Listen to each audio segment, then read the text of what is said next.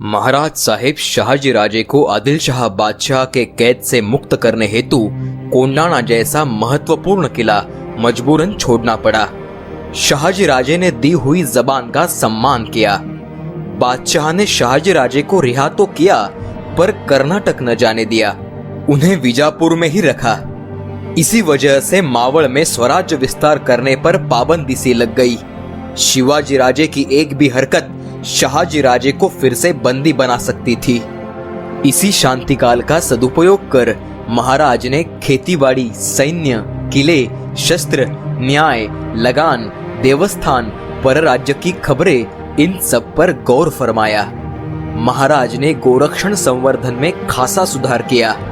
वे खुद को गोरक्षक मानते थे। अब जनता को न्याय मिल रहा था। समाधान न मिले तो फिरियादी सीधा महाराज से मदद की गुहार लगा सकता था। स्वराज्य एक परिवार मानकर उसका सर्वांगीण विकास कराने का प्रयास महाराज कर रहे थे। इसी के फलस्वरूप केवल 3 वर्षों में ही 12 मावड़ प्रांत का रूप पलट गया। 16 मई 1649 को शहाजी राजे विजापुर से मुक्त हुए। उन्होंने अपने खास सरदार कान्होजी जेधे को पुणे में शिवाजी राजे से मिलने की आज्ञा दी। कान्होजी के पुत्र बाजी जेधे पहले से ही शिवाजी महाराज के साथ थे। कान्होजी के आने से महाराज का बल और हौसला दोनों भी बुलंद हुए। इसी दौरान महाराज पर पुत्रवत प्रेम करने वाले पुरंदर के किलेदार महादजी नीलकंठ सरनाईक का देहावसन हुआ। फतेह खान को चारों खाने चित करने में बहुत महत्वपूर्ण योगदान था महादजी का। पंत सरनाईक मृत्युपरांत उनके चारों बेटों में किले के अधिकार को लेकर कलह उठा। महाराज के समझाने पर भी फर्क न पड़ा। इसी आपसी झगड़े में बादशाह किला लपक सकता था।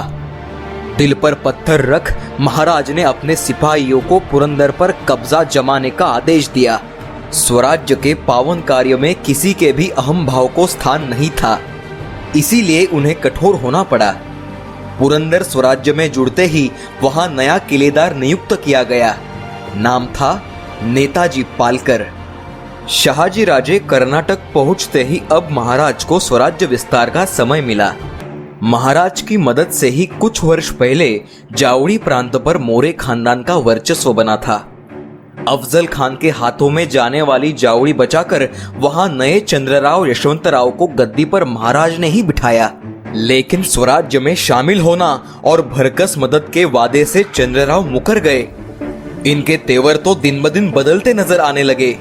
महाराज ने उन्हें 2 बार संदेशा देकर समझाने की कोशिश की, मगर चंद्रराव एहसान फरामोश होकर महाराज को ही चेतावनी देने लगा। फिर मजबूरन शिवाजी राजे ने कान्होजी जेधे, हैबतराव शिळमकर, संभाजी कावजी कोंढाळकर, बांदल नाईक, रघुनाथ पंत सबनीस इनके साथ सैन्य भेजकर जावड़ी को स्वराज्य में लाने का आदेश दिया। रघुनाथ पंत ने चंद्रराव को एक अवसर और दिया। न मानने पर जावड़ी पर हमला बोल दिया। चंद्रराव की तरफ से एक योद्धा जान की बाजी लगाकर शौर्य दिखा रहा था। वह था मुरार बाजी देशपांडे। चारों ओर से होता हमला देख चंद्रराव यशवंतराव मोरे लड़ाई छोड़कर भाग निकला। वो सीधा महाड़ के पास खड़े रायरी के गढ़ पहुंचा। चंद्रराव के भाई प्रतापराव ने भी विजापुर का रास्ता पकड़ा। जावड़ी आए महाराज मुरारबाजी की युद्ध कुशलता, उसके सफे जंगी पर खुश हुए और उसे स्वराज्य की ओर से लड़ने के लिए सम्मान पूर्वक आमंत्रित किया। 15 जनवरी 1653 ईस्वी में जावड़ी पर भगवा लहराया। इस प्रकार जावड़ी स्वराज्य में सम्मिलित हुई। साथ में मुरारबाजी जैसा हीरा भी हाथ लगा। महाराज ने अपना रुख रायरी की ओर किया, जहां चंद्रराव छुपा बैठा था। रायरी दौलताबाद से 10 गुना ऊंचा किला। पूरा 1 महीना महाराज खुद डेरा डालकर बैठने के बाद चंद्रराव शरण आया। महाराज ने बड़े दिल से उसे माफ कर रायरी से नीचे आने की अनुमति दी। रायरी किले पर आकर देखने पर यह गढ़ महाराज को बहुत भाया। उन्होंने किले में कुछ सुधार करने का आदेश सरदारों को देकर रायरी किले का नामकरण कर उसे रायगढ़ में तब्दील किया। इसी दौरान महाराज की छावनी में रहकर चंद्रराव ने विजापुर संदेशा भेजने की कोशिश की और वहां से भाग निकलने में वह कामयाब रहा। इस अस्तीन के सांप को महाराज के सरदारों ने पकड़ा। इन स्वराज्य द्रोहियों को सबक सिखाने हेतु महाराज ने चंद्रराव, उसके बेटे बाजी और कृष्णा जी की गर्दन उड़ाने की आज्ञा दी। इस वाक़ये से जावड़ी समीप खड़े चंद्रगढ़, मकरंदगढ़, कांगोरी, सोनगढ़ भी स्वराज्य में दाखिल हुए। विजापुर का आदिल शाह बीमार होते ही विजापुर का माहौल बदल गया। बड़े बड़े सरदार विजापुर में दाखिल हो रहे थे। ऐसे में शिवाजी राजे की दृष्टि पड़ी करे पठार बसे सुपे प्रांत पर। यह प्रदेश भी शाहजी राजे को जहांगीरी में प्राप्त हुआ था, लेकिन उन्होंने उसे संभाजी मोहिते को सौंपा था। संभाजी मोहिते महाराज के मामा, शाहजी राजे की दूसरी पत्नी तुकाबाई साहेब के सगे बंधु। मोहिते मामा का अपने भांजे पर कंस जैसा ही लोभ था, इसीलिए सुपे पर शाहजी राजे की जहांगीरी होकर भी वह स्वराज्य में न था। सुपे प्रांत की जनता से राजे को शिकायतों का जैसे तांता लग गया था। मामा जनता पर जुल्म ढा रहे हैं, रिश्वत लेते हैं, ऐसी शिकायतें आने लगी। यह मामला थोड़ा सा पेचीदा था, पर इस संगीन मामले को सुलझाना जरूरी था। दशहरे होते ही शिवाजी महाराज अपने कुछ साथियों के साथ सुपे निकल पड़े। करे पठार पहुंचकर मामा को संदेश भिजवाया और सीधे उनके महल में दाखिल हुए। राजे को कौन रोकता? एक अर्थ से उनके पिता की जागीर माने उनकी जागीर। महाराज ने संभाजी मोहिते के समक्ष खड़े होकर सुपे ठाणे और परगना स्वराज्य में शामिल करने की आज्ञा दी।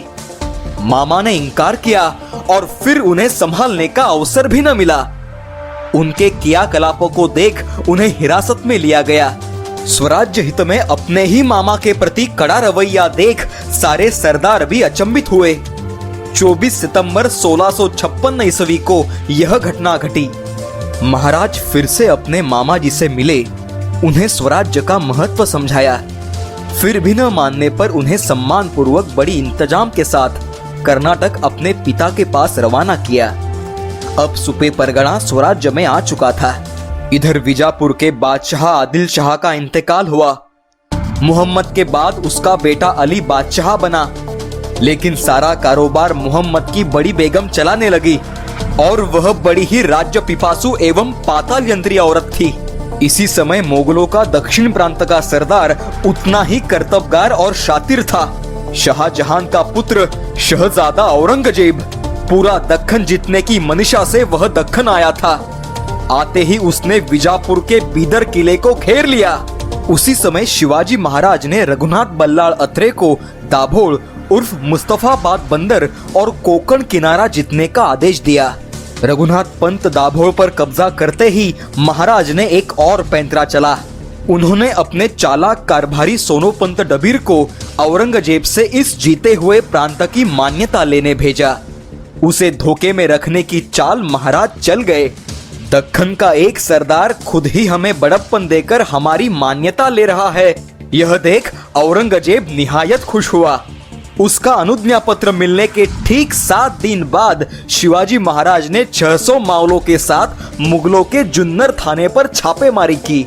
शिवाजी को मुगलों का सरदार समझ बेफिक्री में आराम फरमा रही पूरी की पूरी मोगल सेना का नामो निशान महाराज ने मिटाया और मोगलों पर डाले 2 ऐसे छापों से प्राप्त सारी लूट संपत्ति स्वराज्य में जमा कर शहजादा औरंगजेब को क्षमा याचना करने वाला संदेश भी भेजा। औरंगजेब अब गुस्से से कुछ कर बैठता जरूर, पर वहां शाहजहां की तबीयत खराब होने से उसका बादशाह बनने का सपना उसे दिल्ली बुलाने लगा। राजा जी का पत्र स्वीकार कर उन्हें चेतावनी देकर उसने बादशाह बनने दिल्ली की तरफ कूच किया। इसी दौरान एक बुरी खबर आ धमकी। कर्नाटक से शिवाजी राजे के सगे भाई संभाजी राजे को अफजल खान ने कनकगिरी की लड़ाई में धोखा देकर विश्वासघात से मारा। खान और संभाजी राजे दोनों भी आदिलशाही सरदार, पर खान ने समय पर मदद न देकर युद्ध में संभाजी राजे को मौत के हवाले किया। उनकी पत्नी जयंतीबाई विधवा हो गई। इस खबर ने महाराज तथा औ साहेब के मन में दुख और अफजल खान के लिए गुस्सा उमड़ आया। संभाजी राजे के मृत्युपरांत शिवाजी महाराज की ज्येष्ठ पत्नी रानी साहेब सकल सौभाग्य संपन्न सईबाई साहेब गर्भवती हुई। उन्हें पुरंदर किले पर रवाना किया गया। समयोपरांत वह सुखद समाचार भी आया कि पुत्र प्राप्ति हुई, युवराज ने जन्म लिया। कनकगिरी में मारे गए संभाजी राजे की स्मरण में युवराज का नाम रखा गया संभाजी। युवराज संभाजी राजे भोसले, जो भविष्य में स्वराज्य रक्षक, स्वराज्य शिरोमणि सिद्ध होने वाले थे।